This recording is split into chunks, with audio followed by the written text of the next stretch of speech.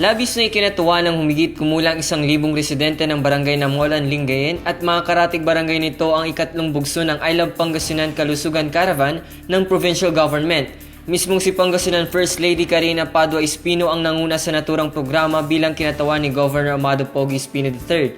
Ilan sa mga itinampok na serbisyo sa caravan ay ang supplemental feeding program para sa mga mag-aral ng Namolan Elementary School at senior citizen, usapan session para sa tamang pagpaplano ng pamilya, tooth extraction with dental health bus, libreng bakuna para kay bantay, medical consultation at iba pa. Ibinahagi rin sa naturang programa ang mga bagong tsinelas para sa mga bata, dignity kit para sa mga buntis, kumot para sa mga matatanda at anti-mosquito Olisette net para sa eskwelahan. Ani Dr. Ana de Guzman, Provincial Health Officer, ang caravan ay isa sa mga programa ni Governor Pogi na naglalayong pahalagahan ang kalusugan ng mga mamamayan sa komunidad. Dahil na ang barangay ay malapit po sa puso ng butihing governor at mahal na mahal po niya ang mga Pangasinense.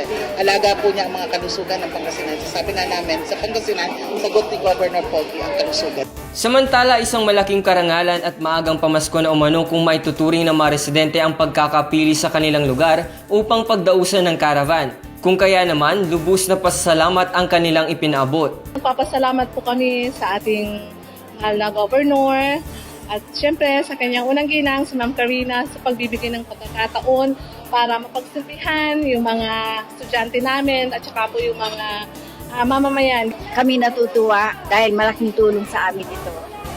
At sana po magpatuloy ito.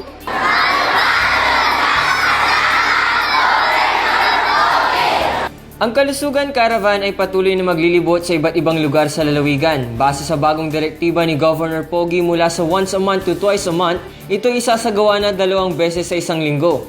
Enrique Cayago para sa Capital News TV.